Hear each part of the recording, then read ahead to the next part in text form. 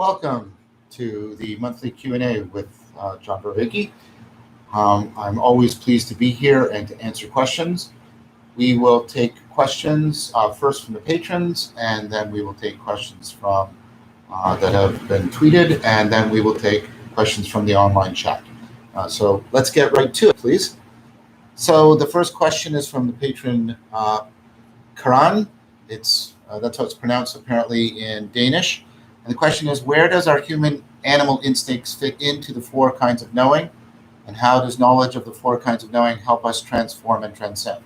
So the human instinct, the notion of instinct is actually a very difficult notion to pin down because it generally has referred to sort of completely innate abilities, and that's very plausible for organisms that don't do any learning, perhaps like spiders.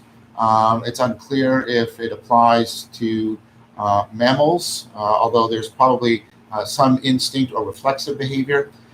So I'll take it to mean something that's innate and largely reflexive and that is not altered significantly in learning.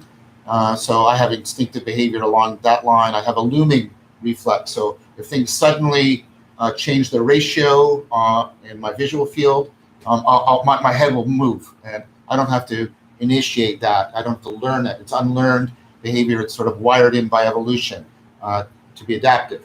So I'll take that that's what we mean by instinct. The term is used very vaguely and sloppily in general, and many things that are called instinctive behavior, really, it's not quite clear that it should be called that.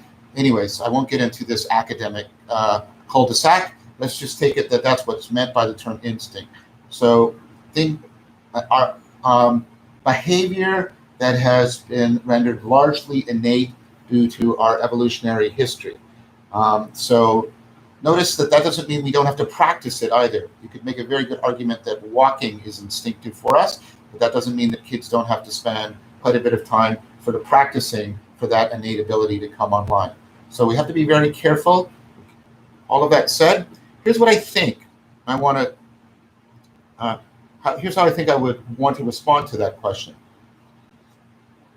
Insofar as evolution has shaped us in certain ways for perennial patterns across many different environments, I think this would fit clearly into what I call participatory knowing. So let's talk again about what participatory knowing is. Remember, the four kinds are propositional, procedural, perspectival, and participatory. Participatory is the deepest, and it's the way you should analyze it at sort of three time scales. There's the evolutionary scale, in which what we're talking about is how evolutionary processes have co-shaped the environment and the organism to fit together. This is called niche construction. So what that means is, of course, here's the environment, here's the organism. The environment puts selective pressure on organisms, but organisms also interact in their environment and change the environment, and you get a mutual reciprocal shaping. And then for us, at a higher level, we are also creatures of history because we exist culturally, and culture also is something that, through the use of tools and technology and symbol systems, culture is something that shapes the environment to me and me to the environment. So this room around me, this is all a tool. And then, of course, I'm shaped. See the tools on me to that. And then also practices. There's certain ways I'm supposed to talk and express myself, etc. And then on top of that, so there's the biological co-shaping at the evolutionary time scale, the cultural co-shaping at the historical scale, and then at the cognitive scale, there's the ongoing co-shaping of the environment in terms of the sensory motor loop. I'm sensing, that's the environment impacting on me, but I'm also moving and adjusting, that's me changing the environment, the sensory motor loop. So participatory learning is these three layers in which the organism and the environment at a biological, cultural, and cognitive level are mutually shaping each other.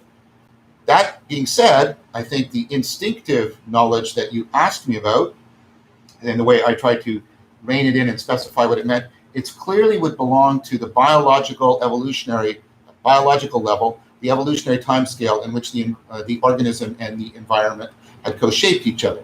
So, for example, the one I gave, walking is instinctive to human beings. Bipedalism predates our species by several species, and it's an innate characteristic.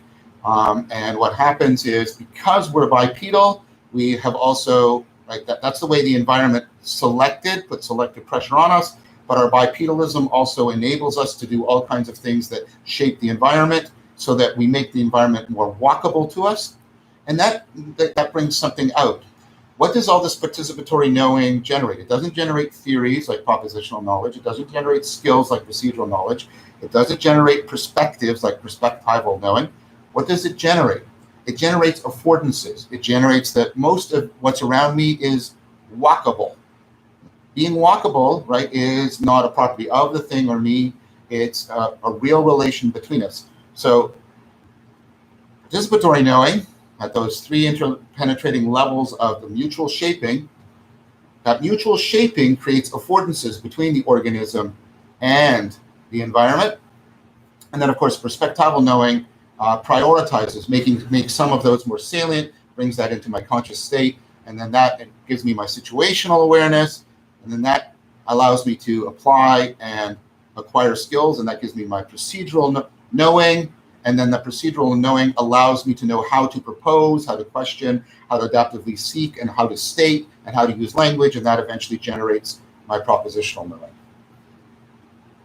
How does that all relate to transformation and transcendence? I think we should understand transcendence in terms of a deep transformation in the dynamic coupling between an organism and its environment. And the deepest kind of transformations are ones that, and this is ultimately a Platonic notion, right? That align, stack those four kinds of knowing so they are mutually affording, mutually constraining in such a way that I am participating in the generation of affordances, and then I am selecting the best optimal grip within my perspectival knowing so that I get the best set of skills, the best theories.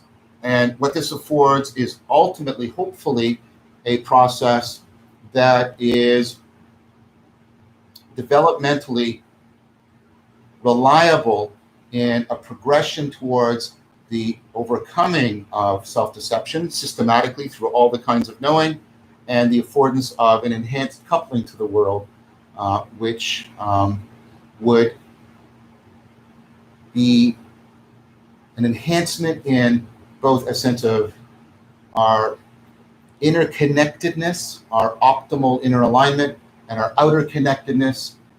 That to me would be the experience that would be properly called a kind of transcendence, when we are going through that systematic and comprehensive developmental change. So as the child is to the adult is to the sage. It's development. Transcendence is ultimately, if it's going to be a transcendence in the aspiration to wisdom, it's going to be that kind of overall comprehensive developmental shift. And so the animal instincts have to be included in that. I mean, this is one of my favorite quotes from Nietzsche. You know,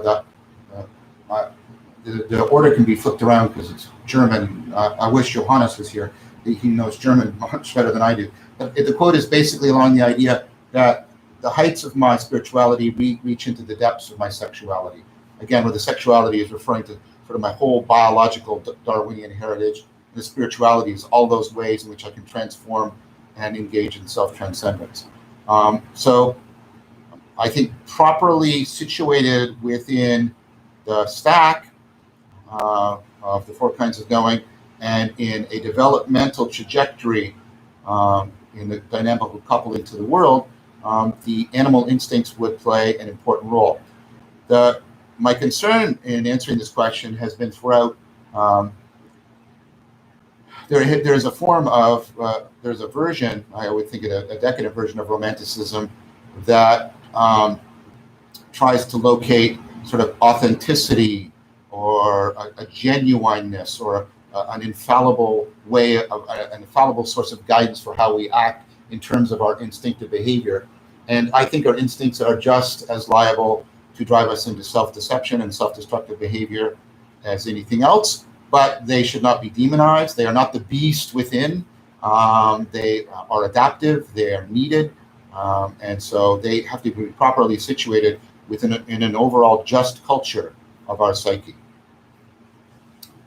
So the next question is from the patron Pastitos, who I just got to meet in a one-on-one conversation recently, which I really enjoyed. So I thank you for that. So this is a really good question. Do all cognitive biases stem from an adaptive essence? That is, are they particular failure modes of our otherwise adaptive heuristics? Or do some biases are some biases just an artifact of how our cognitive machinery is slapped together by evolution? If such a difference exists, would it also influence their impact on self-deception? This is a really insightful question. And so it's one I need to give more thought to, but I don't want to just cop out here. So I want it understood that I'm gonna always try my best, but this is really much just, on the fly. I think it's probably the case. So I am convinced of the idea that the brain is a kludge. This is the idea that, it's a bunch of machines that have been sort of slapped together by evolution, as Tostitos says. But I also counterbalance that with a lot of the more recent work by Michael Anderson and the circuit reuse and acceptation hypothesis, which is it doesn't look like the brain is kludgy as we thought, because a lot of stuff that originally evolved for doing one particular job has been exacted to doing other things. So my standard ones, my tongue has been exacted for speech. The Broca's area for sophisticated control of my right hand has been exacted for managing the syntax of my language, and there's a whole host of these. And so, because the increasing evidence for acceptation, the brain isn't quite as kludgy as as we sort of thought it was. However, I think it's also the case that we fall prey to forms of self-deception and self-destruction that are simply anachronistic in the way that Tostitos says. So I think it's likely that we have a problem with ice cream, and that people tend to overindulge in things like ice cream because we evolved on a savanna where, and we're mammals. And so milk, yay, right? And then lots of fat, lots of sugar, throw in some salt, make it cold. Oh my gosh, if you're on the savanna. So if you're going to come across anything that has any of those properties, and because of their rarity and because of the precariousness of your life, you're going to gorge on them when you see them. And that machinery is still largely in place because it only was significantly challenged probably around 10,000, maybe 20,000 years ago. That's not long enough for evolution to do enough. So we have this machinery in us that says gorge on the ice cream, and we go into the store, the supermarket, and because of runaway capitalism, we have 17,000 options of ice cream, and you can buy them in various overwhelming quantities, and we eat too much ice cream. We just eat too much ice cream, and that's self-deceptive, self-destructive behavior. So I think that I would still want to say that the majority, and you see the problem with saying even that's maladaptive in us. It's only maladaptive if we have this, complex civilization wrapped around us. If civilization collapses, God forbid, then that machinery would again become adaptive.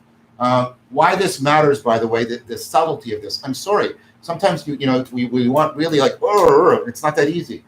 There is a hypothesis that's gaining plausibility that the disorder, we call it a disorder, and I mean no moral criticism by this, ADHD, hyperactive, attention deficit hyperactive disorder, right? And it looks like that form of cognition is actually deeply adaptive. It's really good in a context of being a hunter-gatherer. And for 99.9% of our history, we were hunter-gatherers. So that behavior wouldn't have been a disorder. It would have been deeply adaptive and probably conveyed considerable social status on these individuals and therefore reproductive success, which is why this form of behavior is so prevalent. It's just now we take these individuals, we take them out of hunter-gatherer societies, and we stick them in this sedentary, suffocating, purely, superficially symbolic world, and they don't fit in without difficulty. Now, is that a case of it being maladaptive? Is that a case of them suffering from self-deception? It's very gray.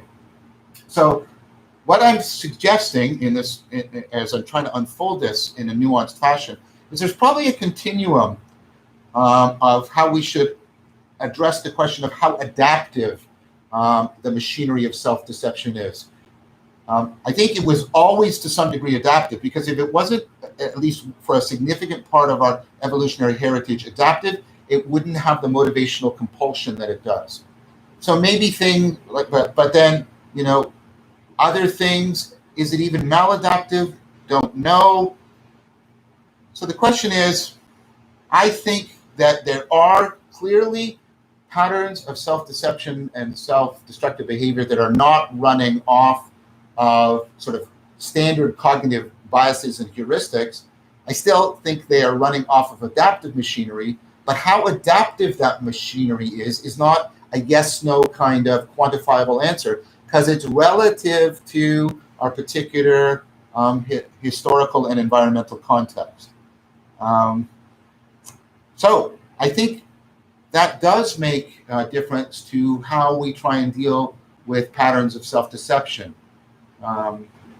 So there, it means, and this is converted with something I've argued, that we have to think of different kinds, and this goes back to the answer to the first question. We have to think of different kinds of intervention strategies that are working at all of the levels of the stack of the four kinds of knowing, that can reach down into the animal instinct level and up to our most highest personal, cultural level of cognition. Which means, and this is something that I have been putting quite a bit of thought in, because I've been trying to think about the design principles for an ecology of practice.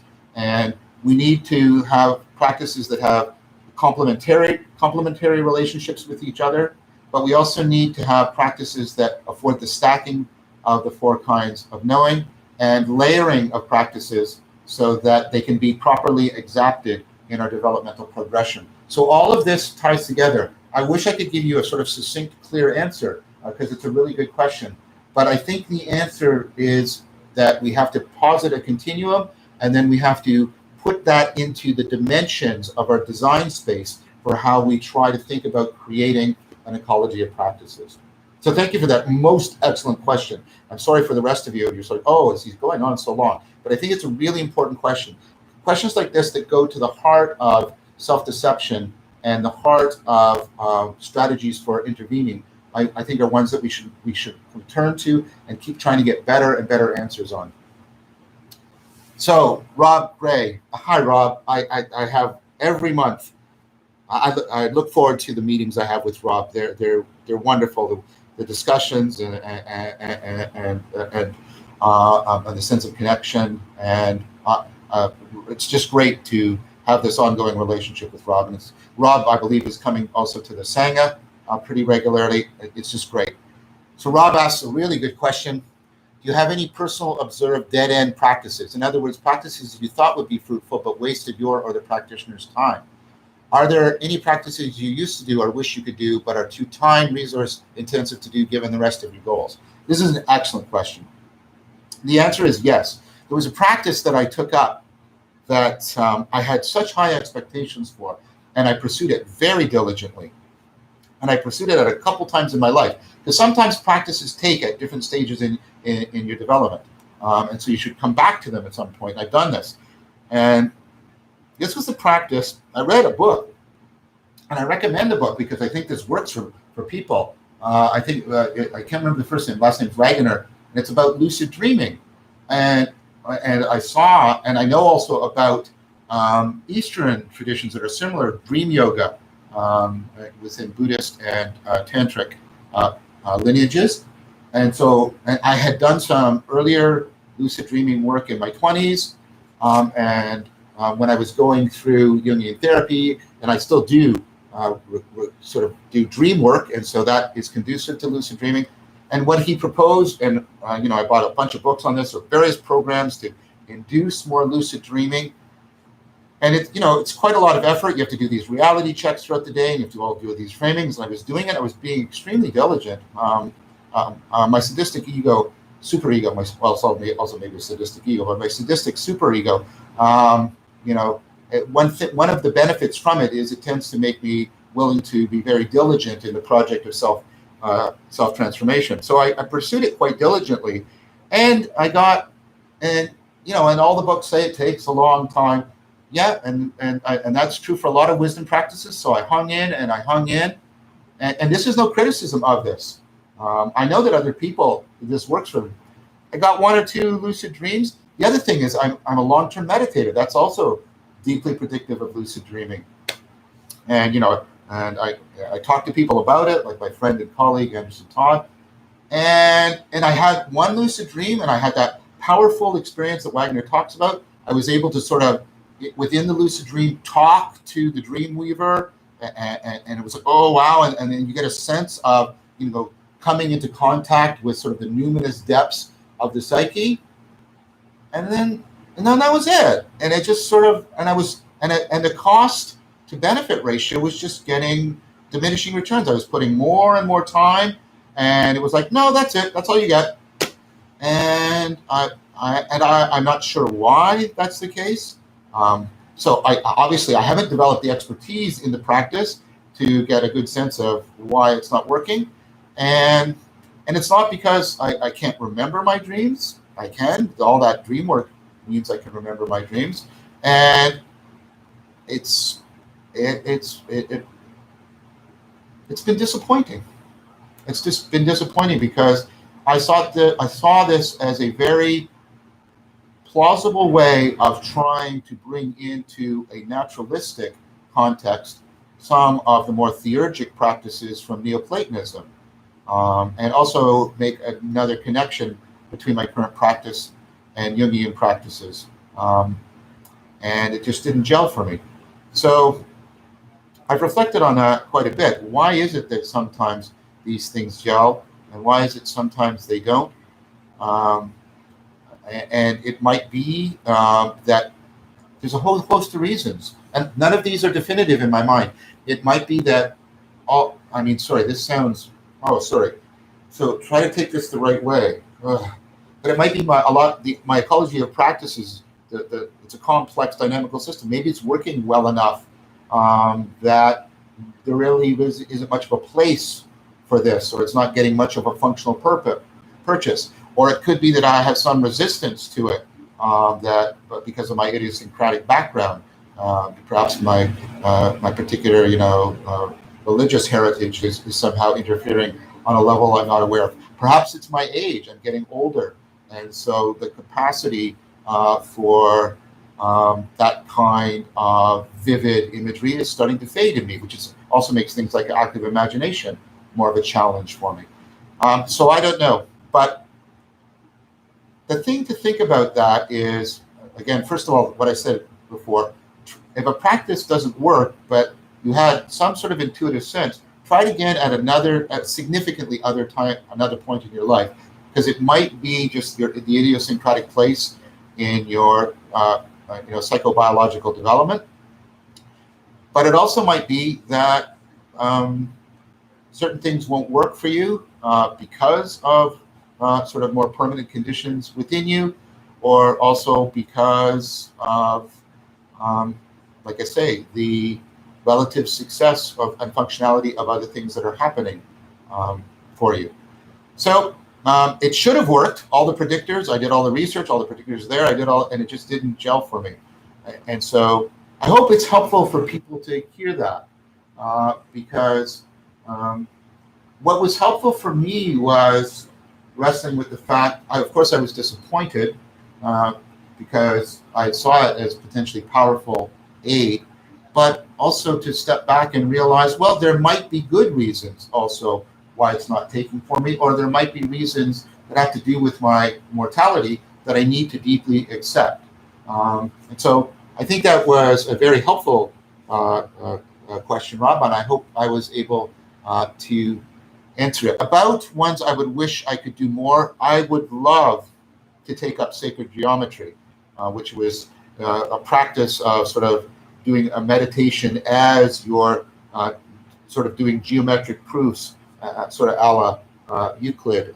It was part of the Neoplatonic heritage, because I have a strong suspicion that sacred geometry really bridges powerfully and extends rationality through that bridging between propositional and perspectival knowing, because of the way geometry brings in perspective and shape and construction, the procedural element, but it's also deeply rational and inferential and analytic. But I just don't have the time to undertake it right now. So that was another great question, deserving of a long answer, and I hope you found that helpful, Rob. Next question is from another patron, I believe, is Janet Stewart Migor, I believe. What might be the psychological effects on women from the masculine use of pronouns in all great written works and continued use in our spoken language for most part? I greatly appreciate your sensitivity to those issues in your lectures. Thank you for saying that. It does matter to me. And I'll finish the question and start addressing it. Most men, in my experience, and even women, are seemingly oblivious to how it offends, divides, and excludes. It troubles me greatly. So it's always been something that there are works of art, two that come to mind. One was a fairly recent science fiction book, Ancillary Justice, and the other was a classic science fiction book by Ursula Le Guin, The Left Hand of Darkness, about how implicit we form models when we're reading, given the way language is used, of course, because that's how all the models are being generated in terms of language being used. And that had an impact on me. And part of it is, I think, my upbringing. My father was quite absent. I don't mean he didn't live with us, but he was not present for a lot. And so I was very much brought up in a household of women, my mother and three sisters. And so they taught me very deeply that I should treat them. Even saying this feels wrong, but I shouldn't have to say it, or even it sounds even pretentious to be saying it. But they taught me that that I should treat them as full persons, and I don't mean to say like they sat me down and it was like an atmosphere around me that I just internalized to a very significant degree. I'm not claiming anything ridiculous, that I'm completely free from sexism. I'm claiming that, and I'm not in fact claiming that I've worked hard on any particular virtue. I was lucky in that I was brought up in a certain way that helped me to realize things, and then I noticed that. And I've also, as I've undertaken this project of taking on a public persona, it has concerned me. Now, how accurate this is or not, but it's at least a pervasive perception that, a lot of the IDW or whatever we want to call it, whatever this is, I don't think according to Wikipedia, I'm not part of the intellectual dark web. I'm part of the intellectual deep web, whatever that means. But I've noticed a preponderance of the audience and the authors, and I'm one, are male, and I have always wanted to try and make my work more inclusive of women, not just because of my upbringing, but also something that I've noticed in my classrooms. So it's important to set up the culture of your classroom very well. And so for many years now, I make an explicit statement asking women to participate more in the class. And I don't have any hard, fast scientific evidence about that, but I have reliable anecdotal evidence that when I do that, more women participate. And then what I inevitably find is that class goes better for everybody. And so it came to my mind that that would also be the case for what, if you'll allow me the analogy, and I don't mean anything pretentious by it, but that would make this classroom go better. And so I want to, as much as possible, be inclusive in that way. I want to be as inclusive as is possible in all ways, but I'm addressing a specific thing right now. And like I say, I'm particularly sensitive to it because of my upbringing. And then, like I said, the influence of some pretty powerful works of science fiction that really called this out for me. I've also had the reverse experience. When I was a teenager, I read Stranger in a Strange Land by Robert Heinlein, and it made quite an impact on me, the notion of grokking things. It was sort of my first introduction to, what ultimately turns out to be a Neoplatonic idea of nous and noesis. So I decided as an adult, hey, I go back and read that. I couldn't read that book. I was about 30 or 40 pages in, and it's so incredibly sexist. And there's a figure in there that is just and so like I said, I've had both I have very powerful positive and negative experiences around. It's been in particular in science fiction. And perhaps that's because science fiction is the genre. I know it's put down, but science fiction. Who reads that, right? Except look around. And you know why? Because science fiction is the genre in which the main character is not any person. The main character is the world. So science fiction is the form of fiction that is most playful of our world views. And I think that's actually deeply relevant to the pursuit of wisdom and the transformation of our fundamental understanding of ourselves and reality. And so I don't think it's any coincidence that both my most positive and negative interactions with the phenomena that Jeanette asked me about had come in science fiction.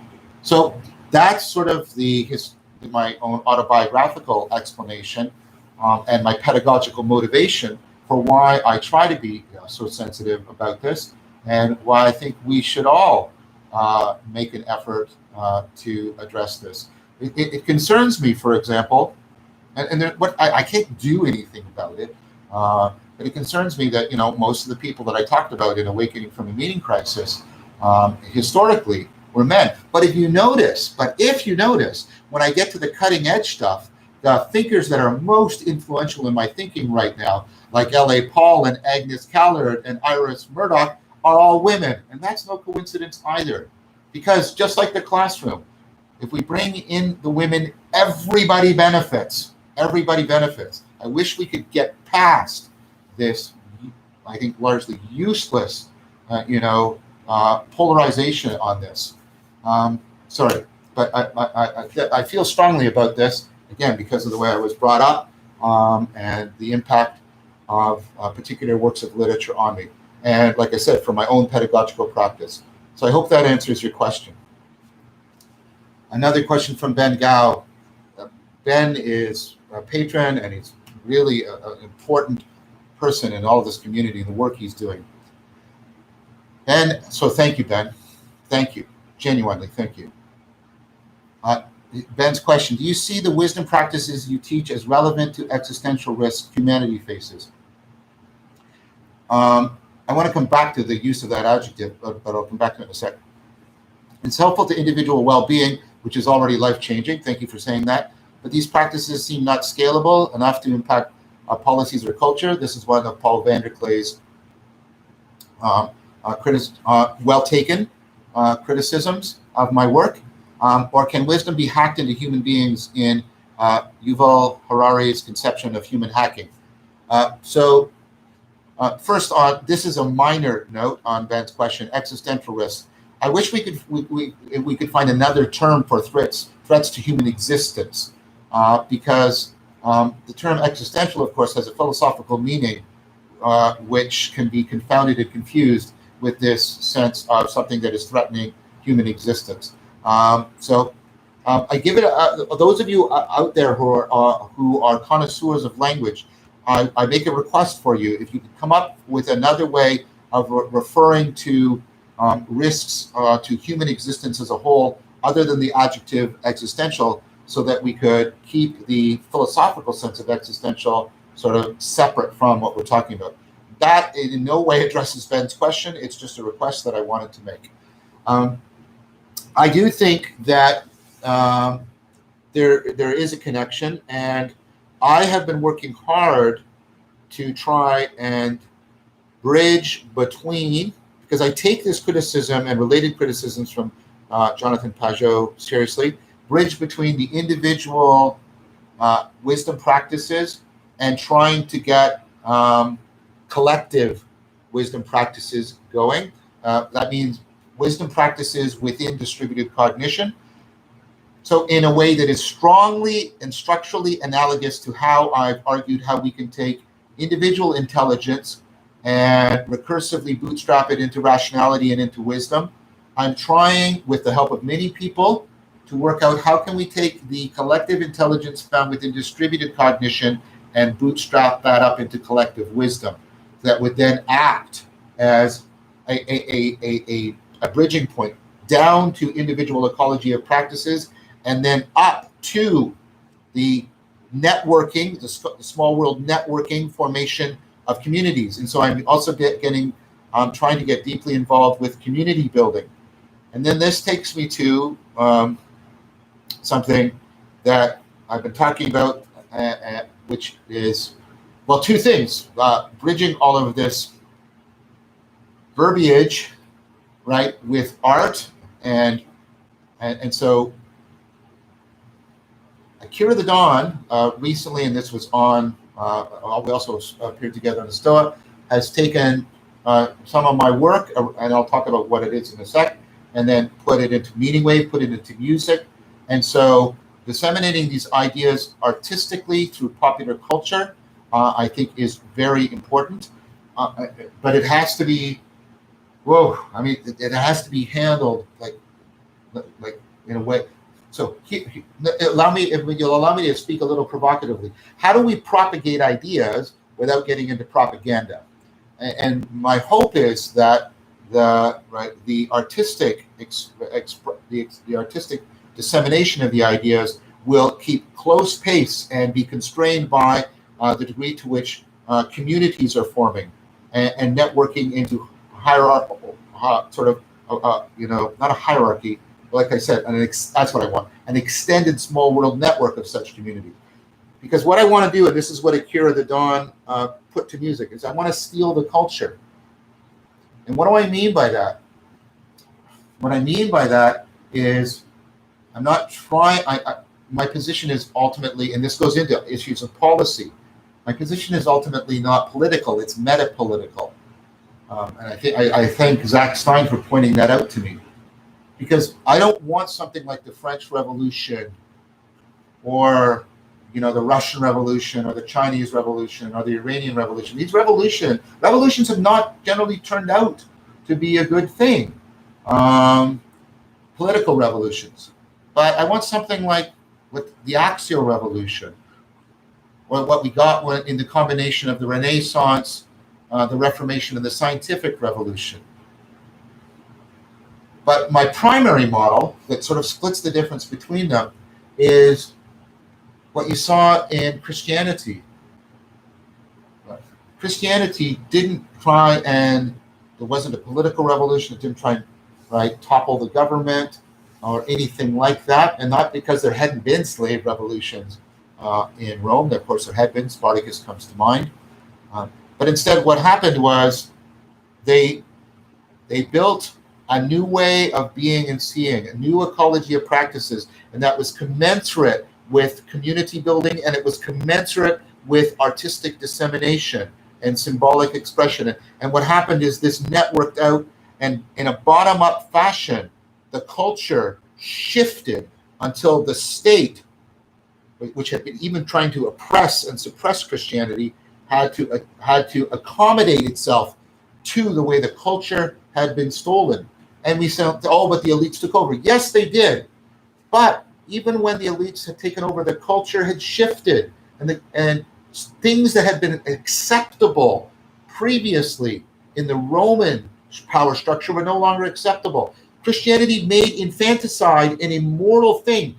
Look around you. We don't practice infanticide. We think it's a horribly immoral thing.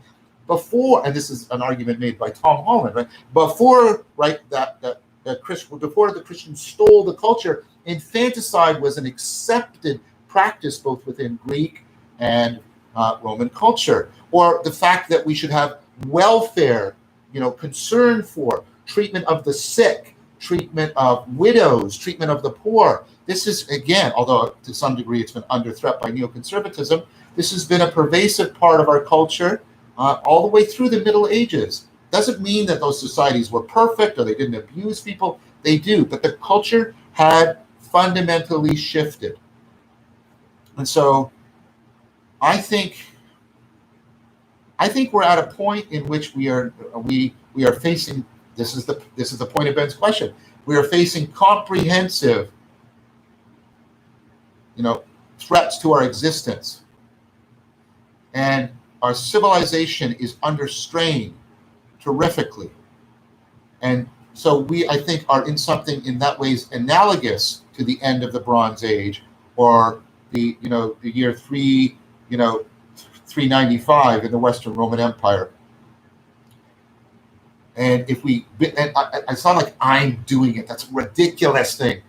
I'm just trying to help. There are so many. I was at a conference yesterday put together by Rafe Kelly. All these communities of practice that are emerging to deeply try to stack the four kinds of knowing, create ecologies of practices that reliably and systematically help people respond to the meaning question. It's growing. It's growing. It's growing. Is it going to win out? I don't know. But even if, maybe the project is to try and do what Christianity did. The Roman, at least in the West, Christianity saves the Eastern Roman Empire, as far as I can tell. But my son Jason would know that better than I do. But it doesn't save the Western Roman Empire. This, in fact, was one of the the pagan critiques of Christianity. It didn't save the Western Roman Empire. But what it did is it gathered the candles of wisdom and knowledge and the new forms of sociability and the new forms of knowing and the new ecologies of practices, and it preserved them, and it sowed the seeds, and it kept a socio-economic, socio-cultural structure going, so that a new civilization did not have to start from scratch the way it did after the collapse of the Bronze Age. So maybe that's the project we're engaged in. And then we have to be able to commit to things that will exceed our own lifespan, trying to sow seeds now that will make a long-term difference. Maybe that's a grandiose vision, but maybe this is a time for larger visions.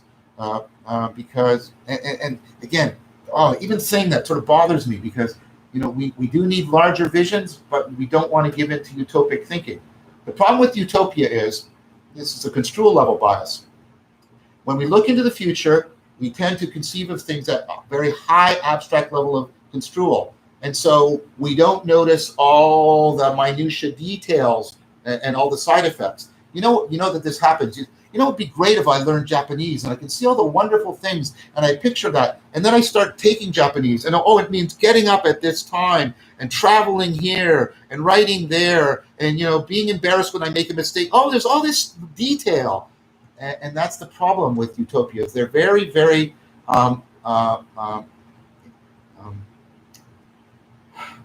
very bound up with construal level fallacies like that, construal level bias. So I hope other people, and I'm trying myself to be as reflective as I can, that we can talk about these larger visions without falling prey to that kind of utopia construal level bias. So Ben, you asked a big question and you asked about a big picture, and that's my answer to it. And then that's my sort of, at the end, the tail end is my self-corrective caveat to my answer. I hope you found that helpful. Here's a question from Luke G, who's a patron.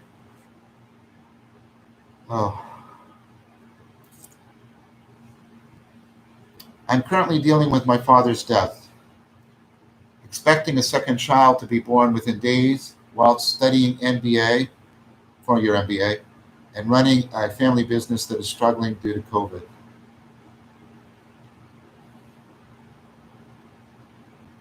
At the same time, my super ego sets a huge expectation on my performance. I understand that, and feels very oppressive if these are not met. What would you advise? How to stop seeking for certainty and become adaptable. What would be relevant here?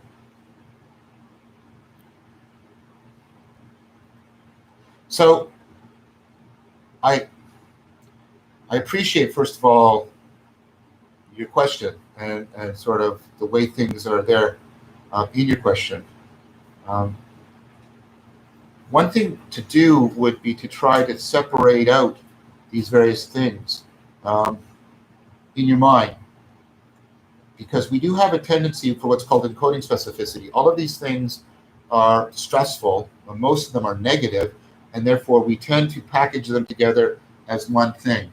But if you could sort of pull them apart, because you need to respond to them in different ways. So there is nothing anyone can say to you about grief other than we have, if we have gone through it, and I've lost both parents, is to say that we understand. We're like, the words are useless, but there's nothing that humanizes a human being more than going through grief. You can't solve grief. You have to grow into another person in another world so that the size of the hole that grief makes in you shrinks by comparison. You don't really get rid of that hole. What you do is you grow a self and a world that is more encompassing, such that that hole is comparatively not as large in you. But if the idea is, I will stop missing my father, that's not going to happen. And you wouldn't want to be ultimately the kind of person that was incapable of grief, the kind of person that would stop remembering your father. What does happen, and there's no quick way through this, any of the attempts to short circuit grief are damaging. What can happen, though, is, like I say, is if in community with others, grow into a different, a more expansive person in a deeper world, and that hole only in comparison shrinks, then the degree to which you relive your relationship to your father diminishes. So it doesn't have to be as biting to you. It will always, I predict, will always come with a sense of loss. But right now that sense of loss is tending to mask, a fuller picture of your father. The loss is super salient to you right now. And so the saliency of the loss through this comparative shrinking of the hole in your world, because that's what a death is. Every person is a doorway to a way of being in the universe, and a way of being inside of us, right? Your father is a doorway into the depths of your psyche, and it was a way, and your father, was a way for you seeing into the depths of the world, and that is taken away. It's like, So, right, the loss is super salient to you right now. But if you go through this long process, what can happen is the loss isn't so super salient, and that hole that is such a feeling of privation right now it becomes less comprehensive in your experience of the world and of yourself, and other aspects in which your dad is woven into that come to the fore for you, and then you start to experience, again, this will not happen soon, but you start to experience gratitude and also forgiveness for the ways your dad might have hurt you. And so that's about the grief. About expecting your child, there's that's where you can really trust. You have to trust your biological heritage. You have to trust the love you share with your partner. You have to trust that there's an instinctive and relational machinery that will be brought to bear. Be willing to learn, be willing to share, be willing to make mistakes, and remember that as long as, right, you are committed in agapic love to the child, children are resilient, and that doesn't mean you can be abusive or neglective. No, but we tend to, and this is where your sadistic superego can intervene. We tend to magnify the mistakes, and it's, oh no, right? So here's where trust in your biological heritage, your relational resources, and the deep, resiliency of children when they are situated within an agapic context, you can have trust in that. Working on your MBA, I hope you're doing all the pedagogical interventions that are strongly recommended. I'm a teacher. You should get into a study group. You should be meeting with people, doing regular Q&A. I know your time is limited, but tapping into distributed cognition is one of the most powerful ways to bootstrap your cognitive flexibility, your ability to learn, your ability to reflect on material. Dealing with your family business and COVID, there I'm ignorant. I'm sorry. I'm not an entrepreneur. I don't have much knowledge about that.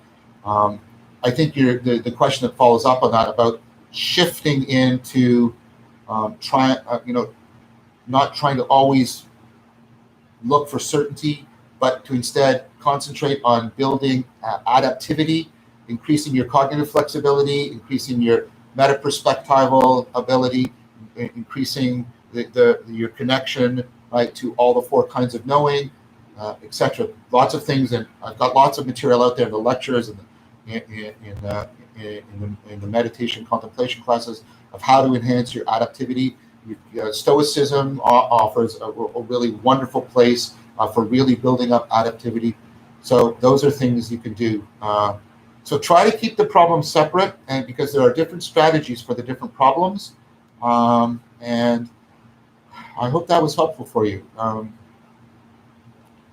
It won't always be the way it is now. And I know that's a stupidly simplistic proposition, Luke. But if you start to do some of the things that I'm recommending, what you want to do is, can you start to get a taste of the future? It won't be nourishing because nothing's going to leap in. But if you can start to get a taste of the future, that acts as a powerful reminder, not just in thought, but in the guts of your being, that it won't always be this way, and you won't always be this way. Don't give in to reciprocal narrowing. I encourage you, Ben. I encourage you, Luke. I encourage you to keep going. Okay, we're going to shift to questions, live questions from the chat. I want to thank the Patreon subscribers and everyone watching right now. Your support is crucial to continuing to produce these videos and for supporting the science that we're doing to find solutions to the meaning crisis. And as you can no doubt tell, I'm reading that because Amar has phrased it beautifully, and I wanted to get it down right. So here's a question from Lizzo Van Wyck. She is regular attendant to the Sangha, the meditation live stream. Thank you, Lizzo, for coming. You often mention the dangers of a fragmented autodidactic approach to wisdom in the meaning series. Yes, I do. I'm also quite aware of the dangers of community approach. Yes, groupthink, etc. Being indoctrinated as a kid, and I was too as well. Please say more. So this goes towards a sort of meta point, and it's one I like to return to again and again because it's one that our culture keeps forgetting. So here's where Tillich is very helpful to me. We are always pulled between individuation and participation, and if the individuation pull is too strong, we can become autodidactic, and then we fall prey to bias and self-deception. But if the participation pole is too strong, we can fall prey to cult-like behavior and groupthink and diffusion of responsibility and all kinds of things. And like Lizelle, I grew up in such a situation, and I found it, quite hurtful and to some degree traumatizing to me. And so the answer is that we need to create, and this is Tillich's answer, it's not my answer, we need to create persons within a community we need to create persons within a community that is committed to the creation of persons, which means that what should be foremost in any community we want to belong to is a recognition of these two polar dangers. That we want people to have ongoing and richly rewarding access to distributed cognition, but we also want people to be able to hold it at bay when they need to individuate, pull apart, and offer critical reflection upon group dynamics. And we want individuals who have been brought up to respect what the community has to say, but also because the community has been committed to a process of self-correction, be encouraged to participate in the self-corrective machinery of that community. This was supposed to be, and when you read Dewey, I mean, if we could do what Dewey is arguing, John Dewey, the American pragmatist philosopher and educational thinker, I mean, this is what Dewey saw that, and these two things were supposed to always be together. There's these two great self-correcting systems we have.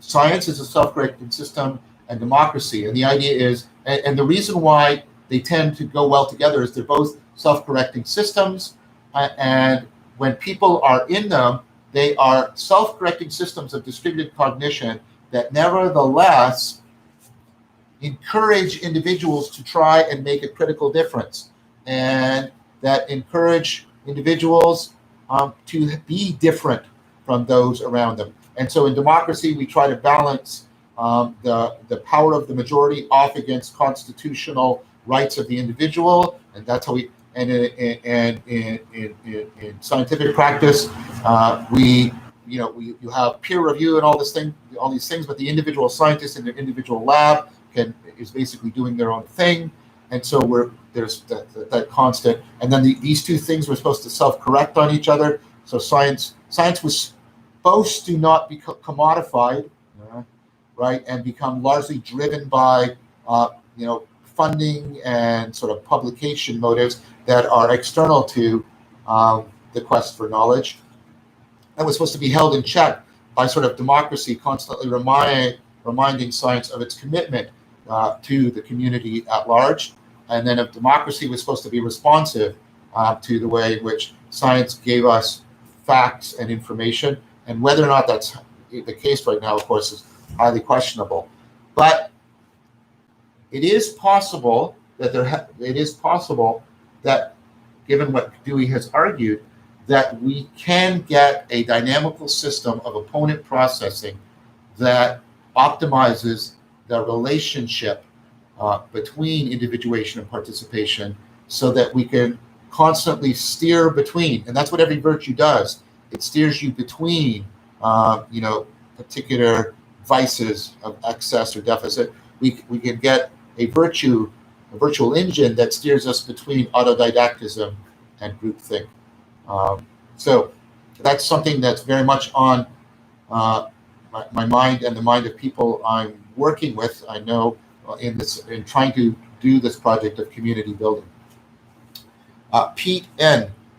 What role does temporality play in the reciprocal narrowing anagogic paradigm? The addict seems to lack vision or even belief of the future. Yes, I think that's directly right, Pete.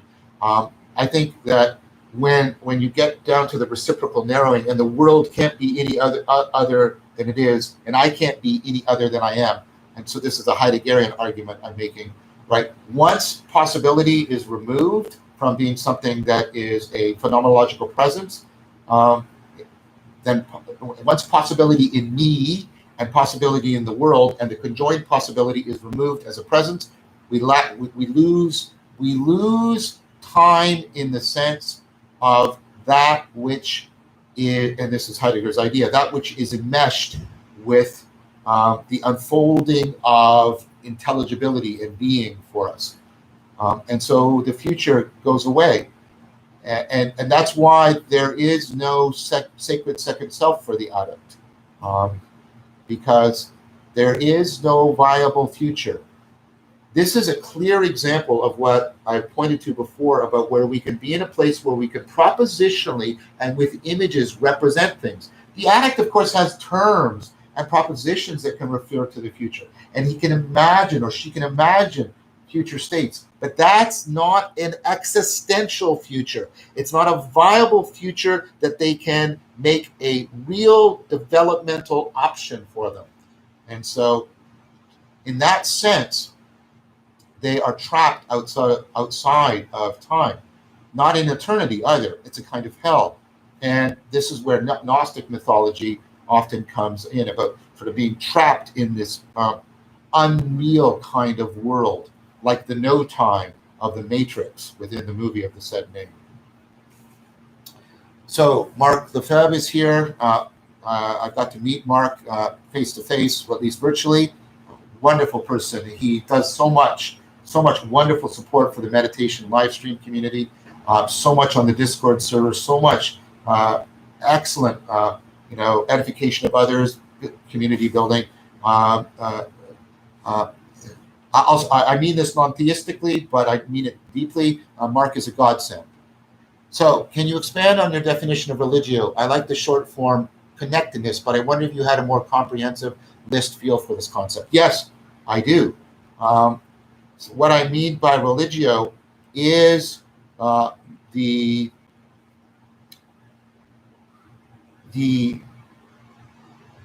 network of affordances that result from the mutual shaping between, at all three levels, the biological, cultural, and cognitive level, between the organism and the environment, that are being constantly generated in a multi-layered and dynamically recursive fashion by our relevance realization machinery. And insofar as that is something that comes into our awareness through all the phenomenological normativity of each one of the kinds of knowing, the religio comes into our sense of connectedness at the participatory level when we have that sense of belonging and attunement.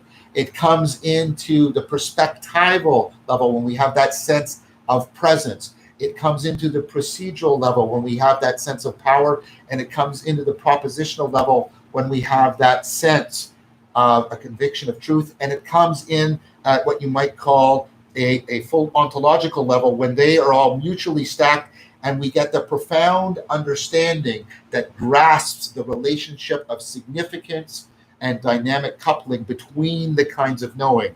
So that's what I mean. So religio, right? That's why you can sort of lose religio at the participatory level with culture shock or loneliness. You can lose it at the perspectival level when you're with somebody that person's just not present, or you realize you're not being present with them. You can obviously get it at the procedural level where your skills are just they're just not working, and it's just you feel clumsy and out of sync. And you can get it at the propositional level when you get the realization that, oh crap, all of that was false. Well, that was false.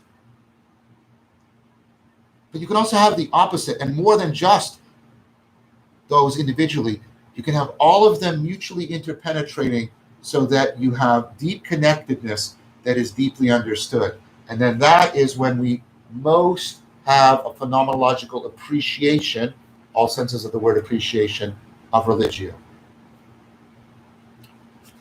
Kevin R. Connolly, assuming AI could one day exhaust all possible paths in a combinatorial explosion problem space and find truly novel solutions, is it theoretically possible to make obscure solutions salient for us?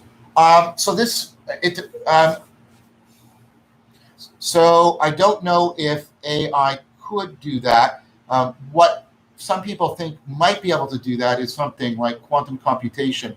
But I've now seen some arguments that look like they're almost a priori arguments that even quantum computation can't cover a combinatorial, many kinds of combinatorial explosive spaces. So whether or not it's possible is really an open question. I don't think classical machines will ever get to that possibility. And I think it's not questionable if quantum mechanics type machines will. But what we could say, in answer to your question, is they certainly could maybe explore the space, get to a place where they explore the space much better. I predict this will be some hybrid kind of machine, combining classical computation with neural networks and dynamical systems, maybe with a little bit of quantum stuff thrown in, because that's what we do. We are using some quantum stuff apparently in our sense of smell and other things. Why there? Who knows? But let's say it's plausible that we get machines that could go much further. Could they find things that are obscure to us? I think that's plausible because some of these more advanced machines, especially ones that are much more dynamically self-organizing, especially the ones that have sort of these hybrid features like our cognition. Again, that's when we might not be a kludge. It might be that you need these hybrid type of machinery to be generally intelligent. But those machines are already finding things, obscure solutions, ways of winning video games that no human beings has ever thought of, and also things that are they're uncanny, they're creepy. So I've seen my friend Edison Todd shared this with me, a design for a kind of, it's kind of like between a bolt and a nut, for attaching things, that's sort of optimally designed to deal with stress. And it's like no human being would design this thing, but perhaps it is actually the best kind of bolt we could come up with for attaching things. And it's really alien and creepy. So this reminds me of Wittgenstein's things. Even if lions could talk, we might not understand them. We might be just orthogonal to these AI when they come online. Let's hope not. Let's hope that we can talk to them better than we can talk to lions. That's a weird thing to have said. Anyways, is it plausible that I think it's already happening? So I find it very plausible that it's going to increase happening. So I hope that answers your question. So we're at the end. It always seems like it's goes by so fast. I typically get into something like a flow state doing this, and so I thank you all for that. I want to thank you for joining me in this Q&A. We do this every third Friday of the month. Thank you for the supporters over at Patreon. You can support my work on the Meaning Crisis at patreon.com/John Vervaeke, all one word. We have a Discord where people are having some really interesting conversations, building community, testing out ecologies of practices, linking up to the Sangha, the meditation and contemplation Sangha, just a wonderful community. Having people in that are on Voices with Vervaeke, it's really excellent. Please check the description and the link. We are doing that sit every weekday morning at 9:30 Eastern Time. Next Wednesday, there won't be a sit because of scheduling difficulties. I want to thank my dear friend and techno mage Amar, who is behind the scenes, as always, making the magic happen and keeping all of the trolls and other mythological beasts at bay. And I hope to see you all next month. Thank you very much, one and all. Take good care, everyone.